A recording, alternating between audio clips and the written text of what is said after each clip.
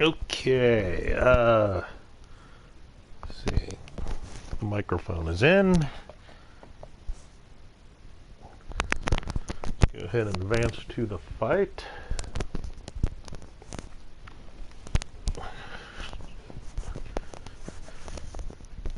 Not really playing. Actually, I was playing the game just a little while ago. And then I'm not. Oh, got a phone call here. Hello? Oh, what's up?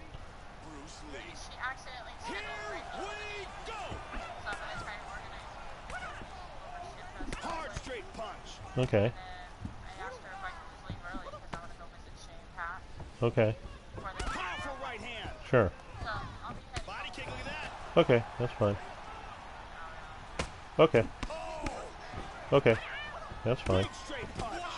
Okay. Yes, yes, I'm on the air right now. Okay. Bye-bye. What was I talking about? Oh, I was playing this game earlier, but this reason for Bruce Lee is he does he doesn't play a cop in Enter the Dragon, but he does play a good guy working with the who does he work with in Enter the Dragon? I forgot. Oh well. British Secret Service or something? Or CIA, something like that. I don't remember the plots of his other movies. So I was playing with Bruce Lee earlier, but that got me to thinking about cop shows. Mostly Naked Gun, Lethal Weapon, comedy cop shows. Lethal Weapon 4 is unfortunately the weakest of the Lethal Weapon movies.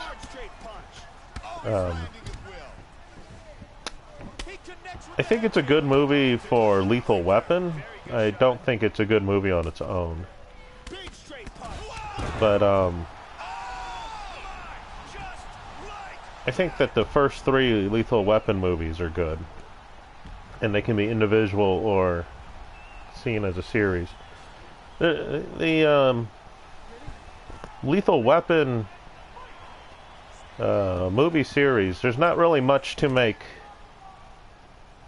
the movies really tie into each other. Though in the second movie, the writers and they try to do it by having they call the guy. You know what? I don't want to say that on the air. Because that's not that kind of. This is not that kind of podcast. So they call him something derogatory. And anyways, that guy who totally like beats up Mel Gibson's character in the ship reveals something related to the first movie. Other than that, I'm not real sure where the other Lethal Weapon movies, how they fit with each other or anything like that. And I've not seen I've heard there's a Lethal Weapon TV show, but I haven't seen any of it. I don't even know what network it's on. I don't even know what time it's on. I don't even know if it's still on the air, actually.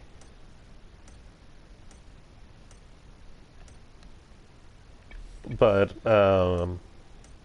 I think the movies are okay. As Naked Gun goes, Naked Gun is there's 6 episodes of a show called Police Squad with the characters and cast and crew from Naked Gun.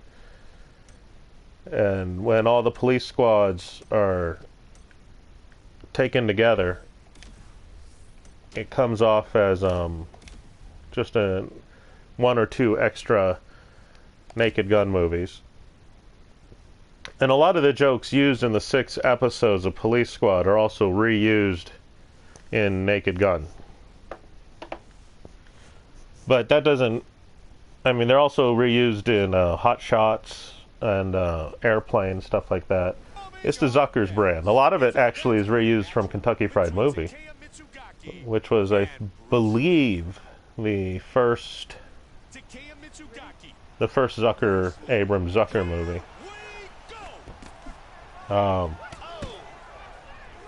The Naked Gun series parodies, unlike Lethal Weapon. Lethal Weapon has comedic elements. Same with Hill Street Blues, the TV show. It has these comedic elements in every episode, and that's how real life is. You know, you go to work or go to a store or whatever, and, you know, someone's always doing something weird to make you laugh.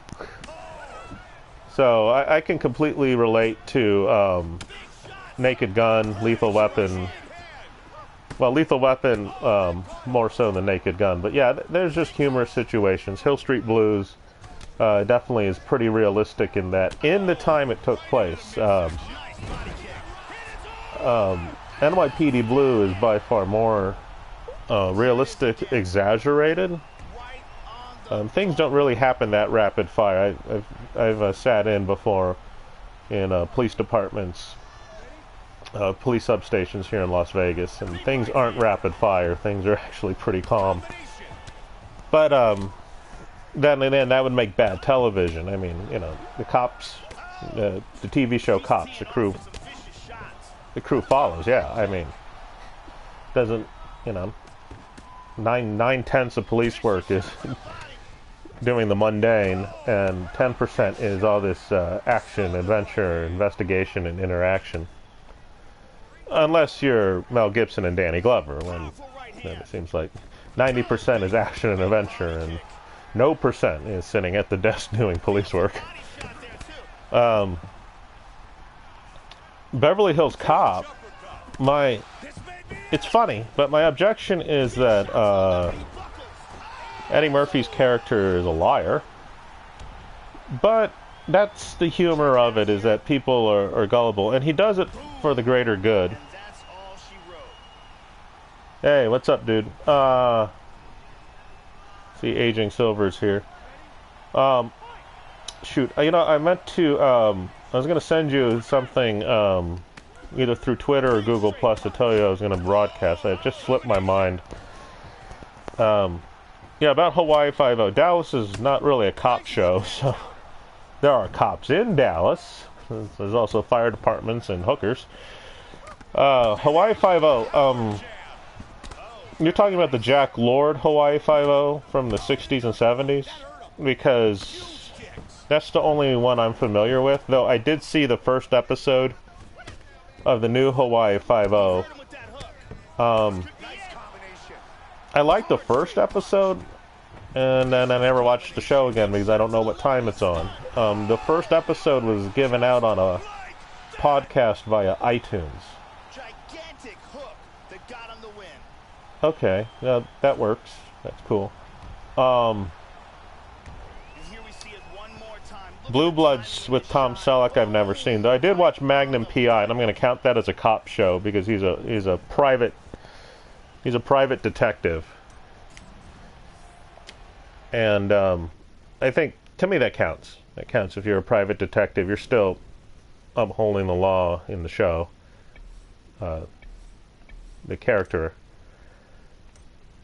Let's see. Yeah, that guy looks like he could handle a beating.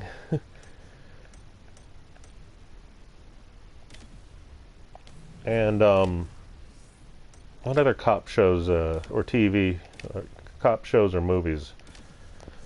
Sledgehammer. That one. It was on Hulu for a long time, then it just disappeared. Sledgehammer is a parody of Dirty Harry. In a way, Naked Gun is a parody about Dirty Harry and Dragnet. But Sledgehammer is an outright parody of... I've never seen an episode of NCIS or JAG. I don't watch a lot of CBS. That's the first thing. Like, all Magnum P.I. I saw on KFBT, Channel 33 here in Las Vegas back in the 90s. So, but Sledgehammer was on ABC. Not really a cop. Inspector Gadget's a cop. We were talking about Inspector Gadget yesterday. He's a cop, played by Don Adams. Maxwell Smart is James Bond, though Dr. No does call James Bond a petty policeman in Dr. No. But Don Adams, again, is not playing James Bond. He's playing Maxwell Smart. But definitely, definitely Sledgehammer. I recommend everyone. If you can find the DVDs used or something, or if you can buy the episodes. Well, I watched Get Smart with Andy Dick in the 1995. Don Adams and 99 played the parents of Andy Dick's Don Adams impersonation. Actually, I like that show, but it's not a cop show. New York Undercover. I enjoyed that when it was on Fox. I thought it was a bit more realistic than NYPD Blue, though it had the same setting. I just liked the way the cops worked, the cases and stuff like that. To me, it came out much better. Because NYPD Blue's thing was what was Sipowicz going to say next, and hopefully it was a curse word, or someone's butt was going to be showing. And New York Undercover was more realistic in its approach and how people go ahead and get procedure. Another good show that I really liked from the same time was Homicide: Life on the Streets. Had Andre Bauer, Ned Beatty, a whole bunch of other cast members I don't remember. And I think that, again, like New York Undercover, I think Homicide was a better cop show than NYPD Blue. It's like NYPD Blue, Hill Street Blues are the gold standards of cop shows, but Homicide gave personality. Like, there would be scenes where the guys are just driving to work in the morning before they even clock in, just talking about things, and then it leads to whatever case they're working on and stuff like that.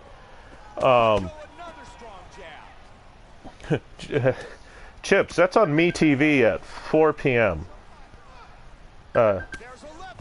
Las Vegas time. I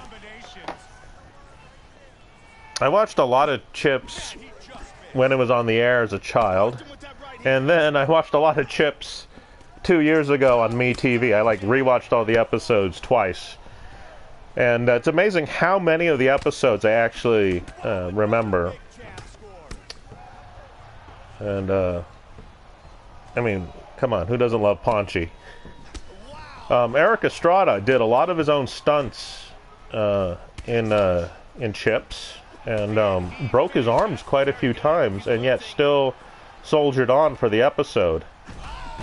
And I got to give Eric Estrada credit for that. What I did miss with Chips is I never saw the TNT Chips 99 movie. The only thing is I saw a clip where Paunchy is lecturing a bunch of fresh out of the Academy rookies. Speaking of Academy, used to be on Crackle. I don't know if it's still there anymore. I don't know what Homeland is. I did watch T.J. Hooker with William Shatner. I liked that. Like I said, I was rewatching those on Crackle. I don't know what happened.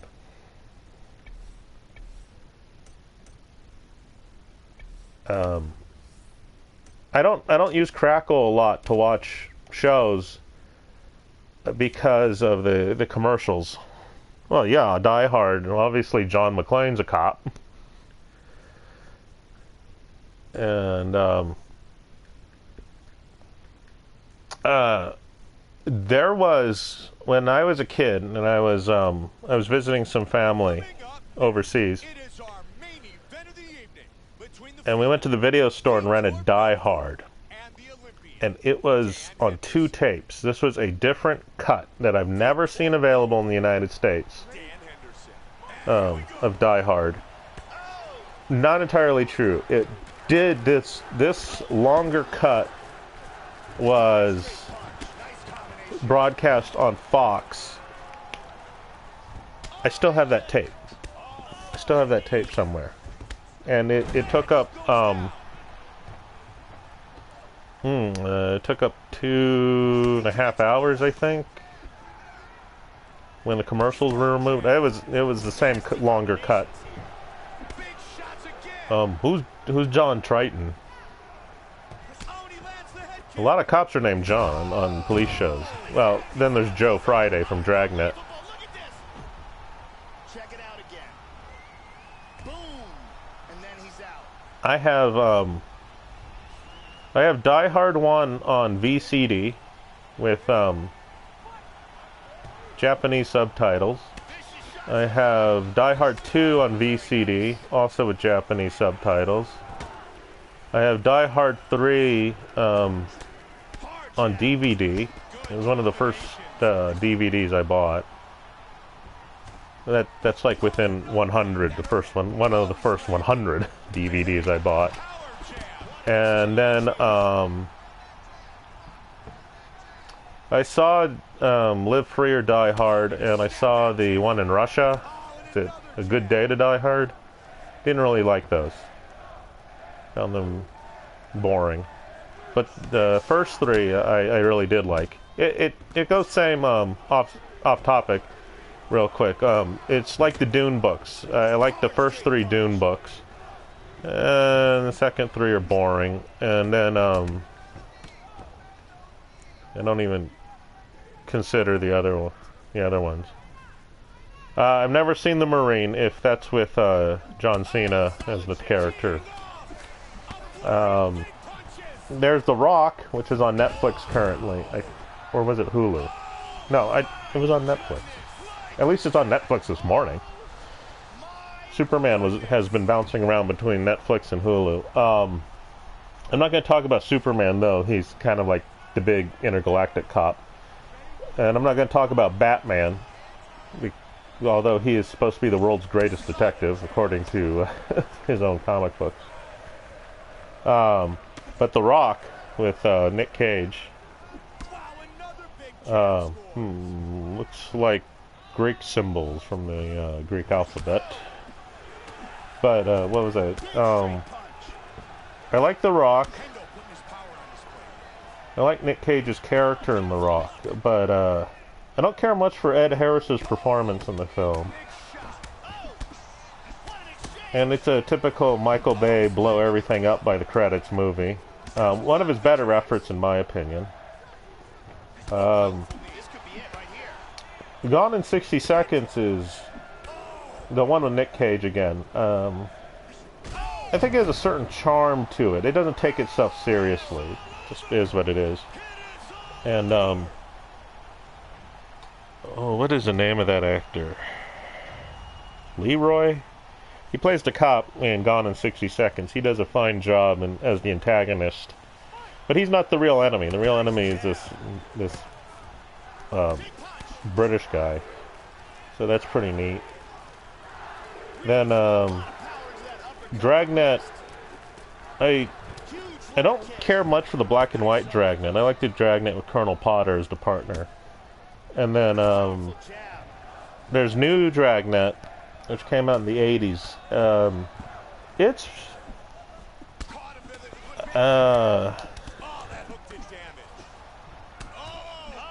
Police Academy. I have all the Police Academies on DVD, and then they were on Crackle for a while, and then Loaded Weapon 1. So it came with all 7.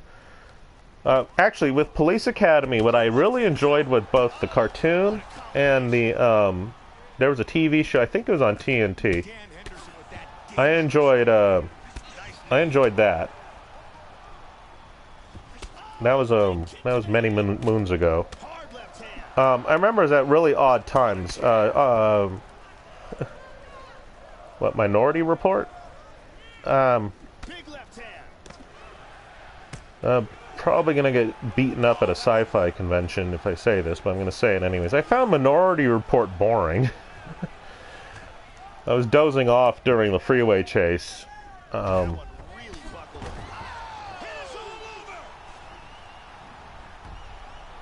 Commandant Lassard, George Gaines. George Gaines is the actor who played Commandant Lassard. He's pretty old when he did the movies.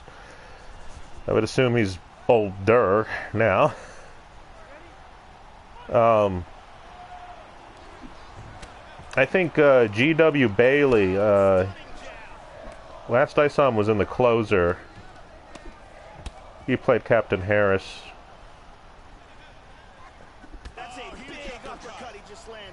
It wouldn't surprise me if George Gaines passed away.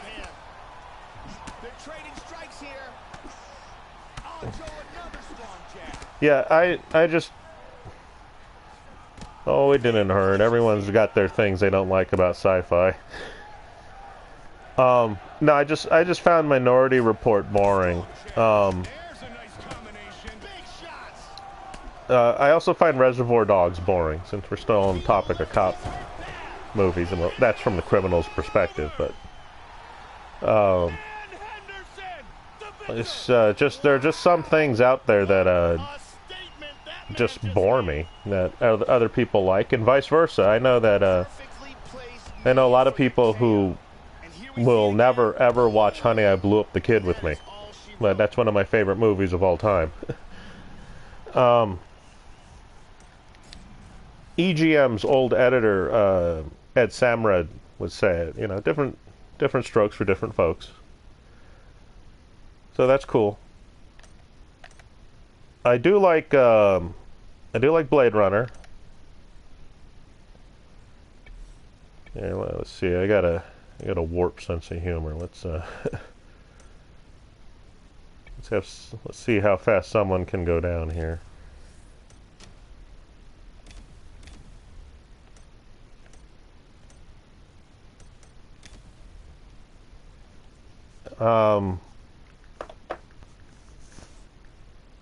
What other cop stuff? Used to watch these movies. Chris Hansen, have a seat right there. What are you doing here? What are you doing? Oh, you were going to tell her not to do this online. Oh, I got you now. I don't know anything about Chris Hansen's personal life, but I think the shows he does is good work. But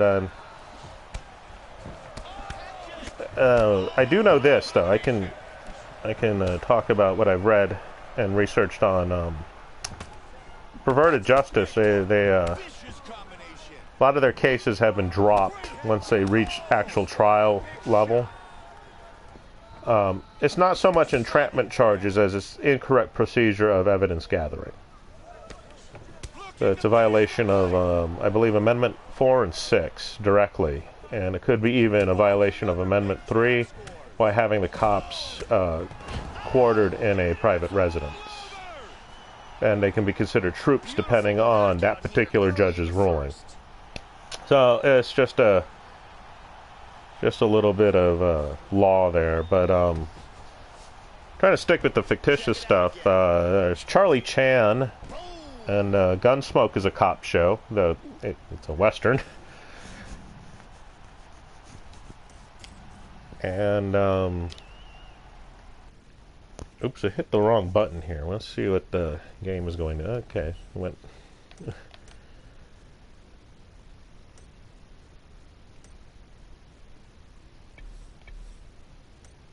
There's as far as western shows go, I'm not big on the cowboy thing. I mean, we're getting close to westerns here in conversation. There's Dukes of Hazzard, which is based on Smokey and the Bandit and Dukes of Hazzard both have the same source material that was licensed or bought or something like that. It's a little weird. And Smokey and the Bandit is actually the second Bandit movie. And Dukes of Hazzard is a spin-off of the source material that movie's based off of. And it's also based on there's a movie where Jeff Bridges plays a NASCAR driver who used to run moonshine. So it's also based on that. Roscoe's hilarious, taking orders from a from the corrupt boss Hog. And in Robot Chicken, somehow Roscoe killed the Dukes. Then there's one episode where Roscoe thought he actually killed the Dukes. And the whole town's having a funeral, and the Dukes show up like dorks in the nude. That was a funny episode. Now, I love the way Jackie Gleason and Smokey and the Bandit, just the way he portrays a Southern cop in the first one and the third one is almost dead on to many family members I have. Just like totally across the spectrum. Big, gruff, smoking. Everyone's a some bitch to them. It's just absolutely amazing how dead on Gleason is. As far as Gleason goes, I act more like Ralph Cramden at home, except I don't drive a bus. And then there's the Blues Brothers. Which they wreck more cars than Blues Brothers 2000, but let's face it, there's only one real Blues Brothers movie. Blues Brothers 2000 is an unwatchable mess. Starts out okay, and then it gets worse as the film keeps going on. Joe Morton's fantastic as a new Blues Brother, but the movie itself is just weak. And at the same time, I don't think the Blues Brothers ever needed a sequel. But it's Dan Aykroyd's property, so and he has been performing. He's been performing as Blues, and then John Goodman, what's his name? His character is Mighty Mac, I think. I could be completely wrong on that. But they played the Super Bowl a year before Blues Brothers 2000 came out. And they totally wreck.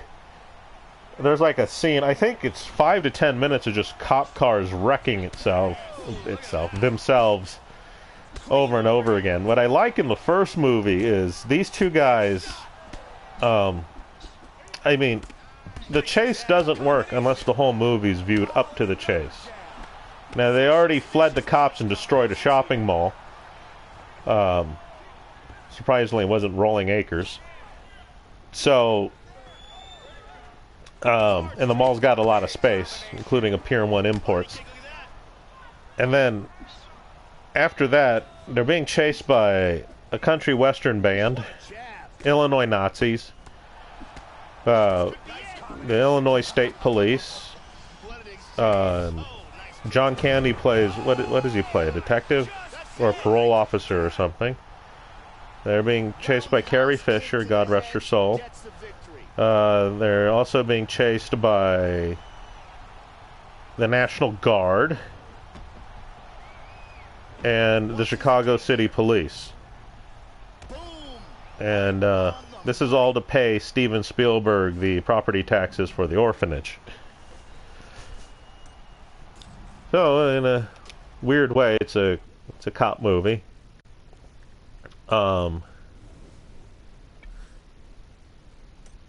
When he went to Universal Studios as a child, I remember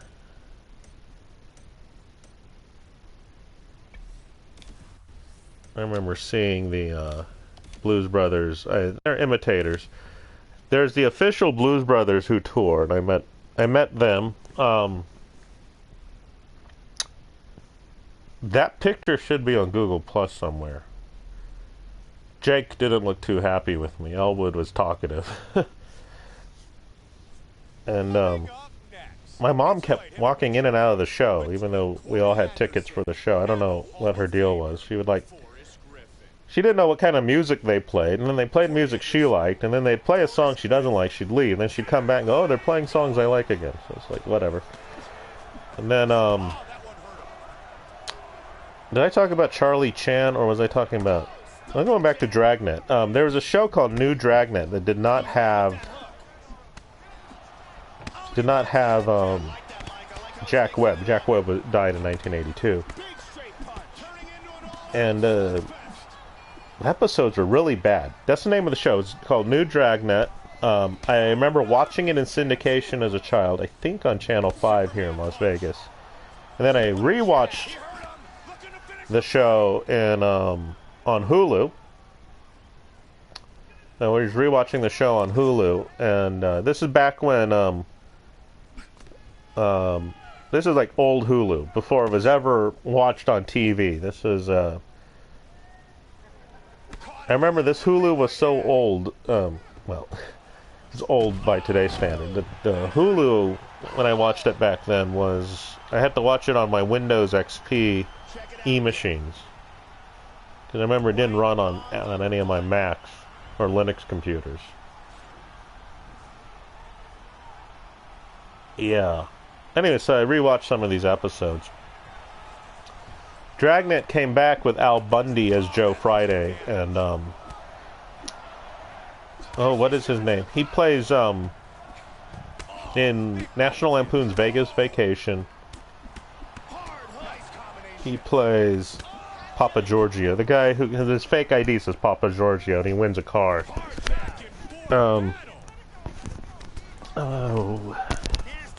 Ethan Embry? Can't remember the name of the actor.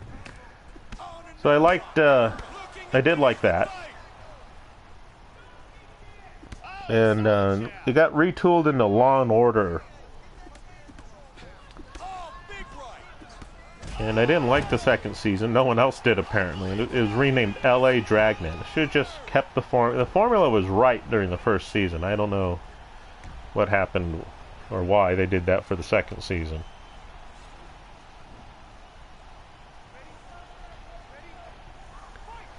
And then I kind of related to Dragnet right down to the theme song and format. MathNet used to be on Square One TV, and then later it spun off on its own on PBS in a few primetime specials. I really enjoyed MathNet. The following you're about to see is something I don't remember now. And there's Kate Monday, George, just George. Don't remember his last name. Some of the episodes were just out there. Like there's one where they go to the Hollywood sign. There's another where they go into a mansion.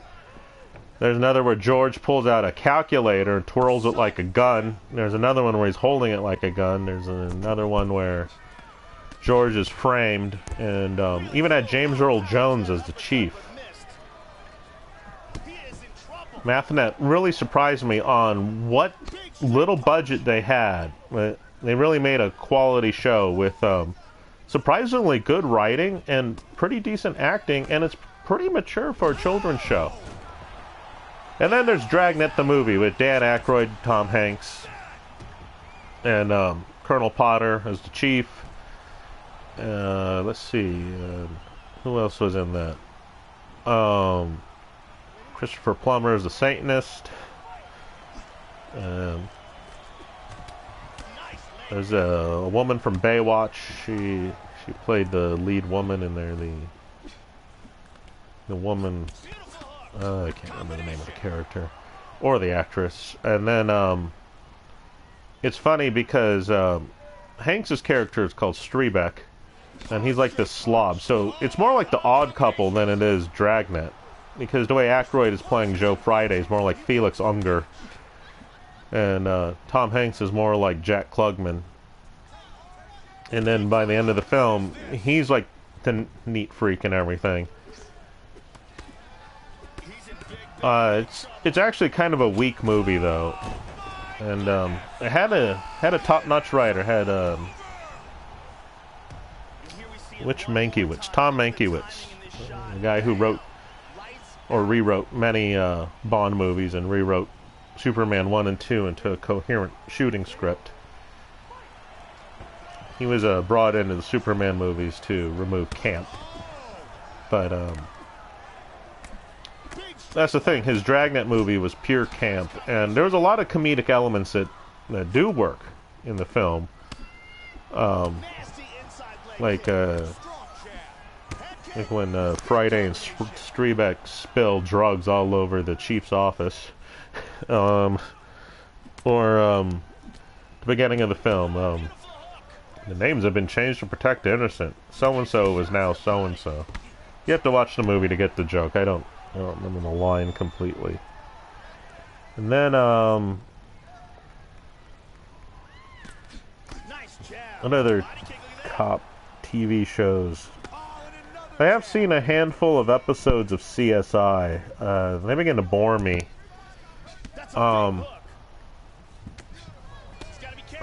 There was like for a while, there's these episodes with Liv Schreiber? Schreiber? He was in the Scream movies. Played Orson Welles in RKO 281. He did a few CSI episodes. I enjoyed those. Those were good. I liked those. And then,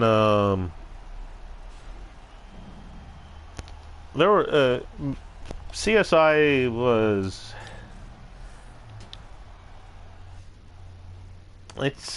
I don't know, I find a lot of the episodes boring.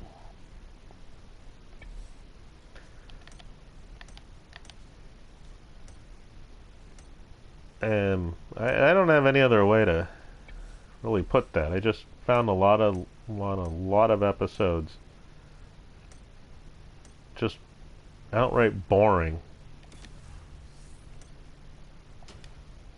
And then in this town in Las Vegas, though, we'd watch a certain episode if a certain local would be in the episode, like the feud with Oscar Goodman.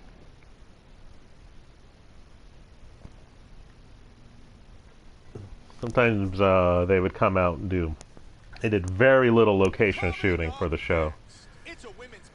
Once Ted Danson came there, I had absolutely no reason to watch ever again.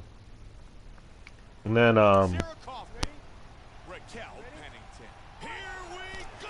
there was a show with Robert Urich. I used to watch this on FX. It was called Vegas, the dollar sign. I remember a friend of mine said, surely this theme song is going to end. And my stepdad, he remembers, like, he did this once. He was a extra for a few episodes of Vegas, and he said it's just not worth the money.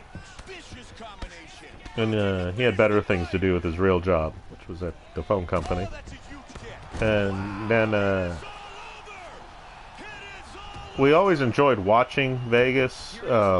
Channel 5 even ran a promo like, you know, why leave home to see the Strip and you can just watch Vegas. I don't know Urich had to live in town to know some of the locations, and Tony Curtis was also in town and on some episodes. I'm still baffled to this day. In certain episodes of Vegas, Tony Curtis would do the Isaac guns to the elevator and it would just open. I don't know the amount of timing that requires, because those were the real elevators at the Desert Inn. And then as a kid, of course, I would go around trying to do the Isaac guns. I need to explain. Isaac guns is on the Love Boat. Just watch the Love Boat on MeTV. You'll see the Isaac does the Isaac guns. That's it. Love Boat had a few mysterious episodes and stuff, but it's not a cop show, so I'm not going to talk about that. Baywatch, I consider that a cop show for many wrong reasons. The epitome of jiggle TV. And I've seen many episodes of Baywatch. Many of them cheesy. There were even episodes of Baywatch where they kissed their own ass with a clip episode, or a making of episode or something like that. And the only episode of Baywatch I remember, though, and I even have DVDs of Baywatch. I have recordings of Baywatch when it was on the air. And the only episode I remember is the one where I think they all go to San Diego or some other similar looking town, and one of the blonde chicks is like possessed by a ghost or something, and she climbs up to the top of a bell tower or a lighthouse. I don't remember this. I don't remember the scenarios to any of the episodes of Baywatch or Baywatch Nights, other than David Hasselhoff and Pamela Anderson and the girl from Dragnet. More of a woman than a girl. But that's about it. I don't remember anything else. And then, but I must have watched it, especially if I recorded stuff. I must have enjoyed some of the episodes of Baywatch. On that note, since it is a lifeguard show, and the lifeguards are kind of like cops, there's Son of the Beach with Notch Johnson. And, like Baywatch, I don't remember any of the episodes, though I have the whole series on DVD, meaning I watched it. And my boss, he's a big Son of the Beach fan. My old boss, not the new boss. I'm my own boss right now. This is my other boss. And back when Howard Stern actually meant something as a brand, and the fact that he did Son of the Beach. So Son of the Beach was okay. A bounty hunter show, Renegade with Lorenzo Lamas. Little personal trivia. One of the episodes was filmed at White Cross Drugs in Las Vegas. White Cross Drugs was owned by a dad of one of my friends who, if you want to see this friend in action, go into my playlist on my YouTube account, and there's video game ambience, and there's a very angry looking Akuma. Watch that video. The person playing all of Street Fighter there is a person whose dad owned White Cross Drugs here in Las Vegas. So that's a little trivia there. Other than that, though, I just liked Renegade. I can watch Renegade, Hill Street Blues, and NYPD Blue, and the X-Files all day long, as far as cop shows go. The X-Files is totally a cop show, though Mulder is a paranormal cop. And some of the most fascinating things about the X-Files is sometimes they just deal with inter-office politics to get something done.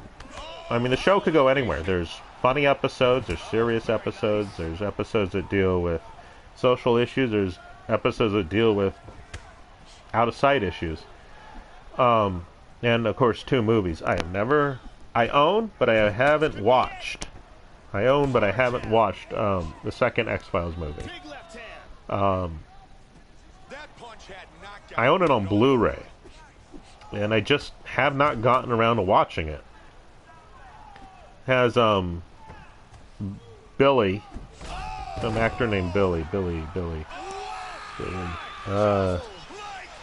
He's a Scottish actor. He was on Head of the Class. He played, and he had his own show called Billy, which I actually thought was funny. I can't remember his name. Okay, so besides Billy, and let's see, Knight Rider. Well, I mean, Michael Knight was a cop. So was Remo Williams. Knight Rider and Remo Williams are kind of the same in some weird way. But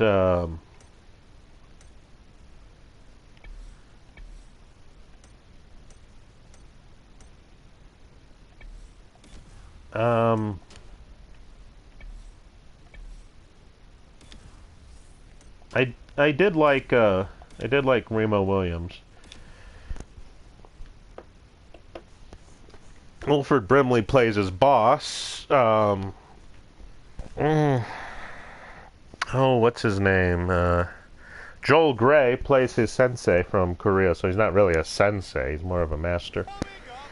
A lot of the stuff in there, in Remo Williams, I learned in Taekwondo and Jiu-Jitsu and American street fighting. You can say what you want, it's a martial art.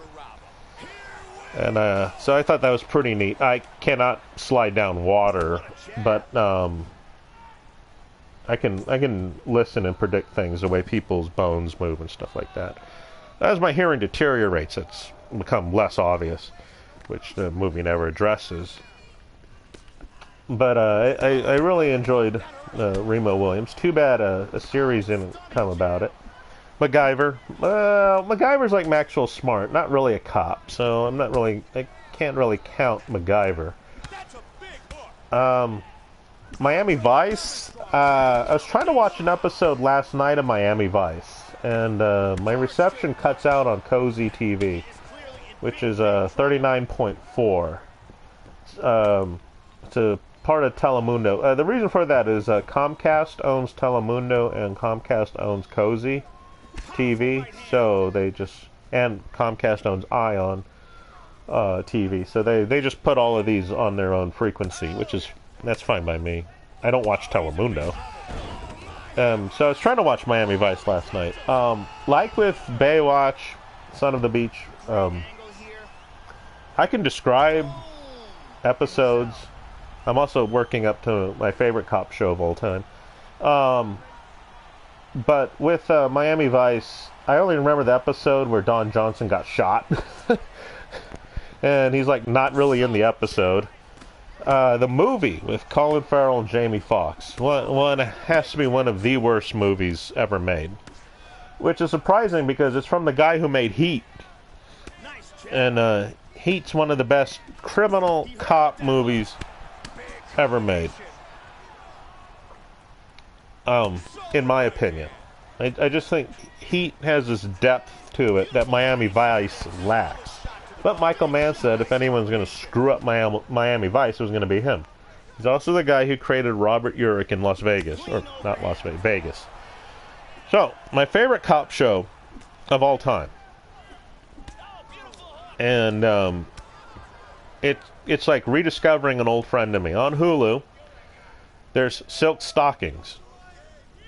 This is one of the worst shows ever made, and I love it. I can't get enough of the bad acting, the cheesy storylines, the set design. It takes me back, way back to the 1990s, and I like that. I just like the way everything looks in Silk Stockings.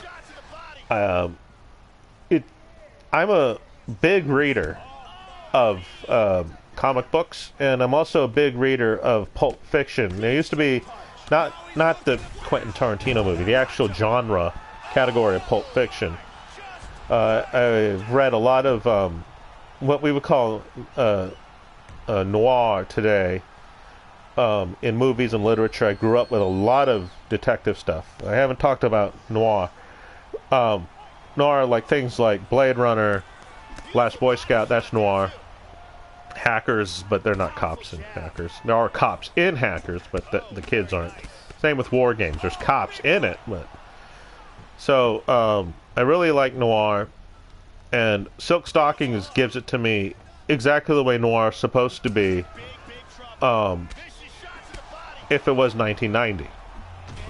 I mean, it's the perfect epitome of everything I remember. The other show that does that, too, is Red Shoe Diaries, but, that's not particularly a cop show. So the whole premise behind this is how Stockings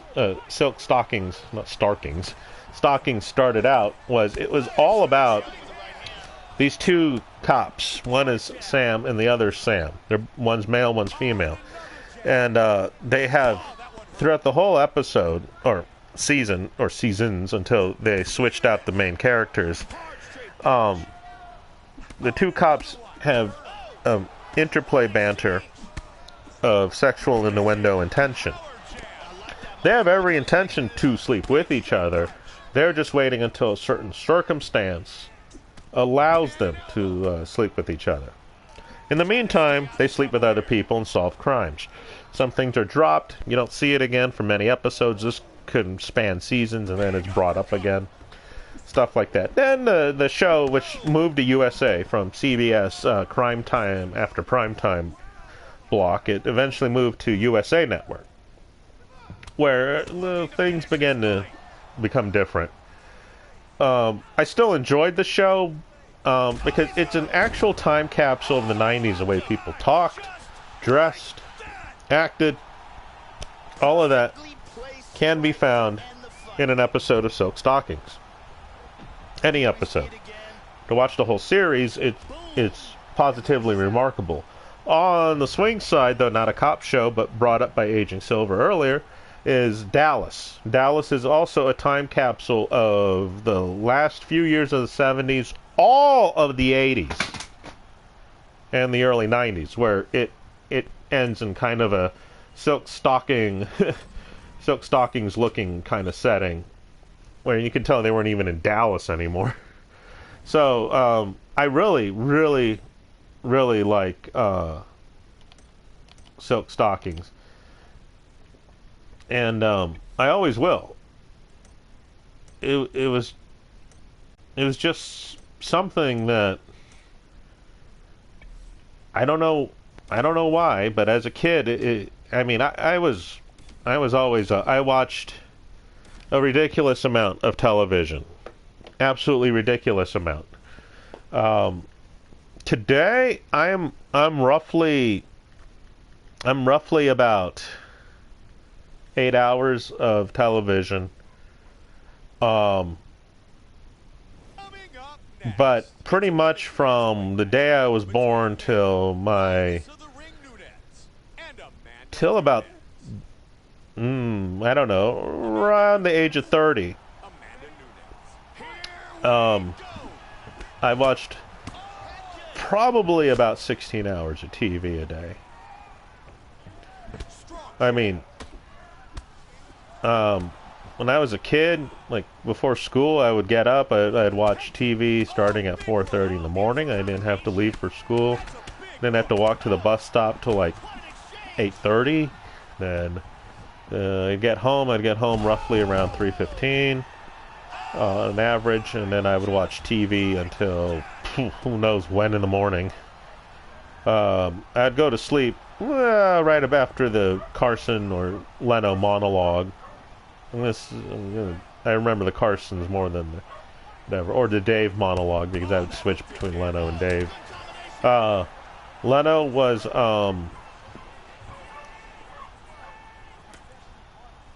Monday, Tuesday, Wednesday. No, Leno was Monday, Wednesday, Friday, and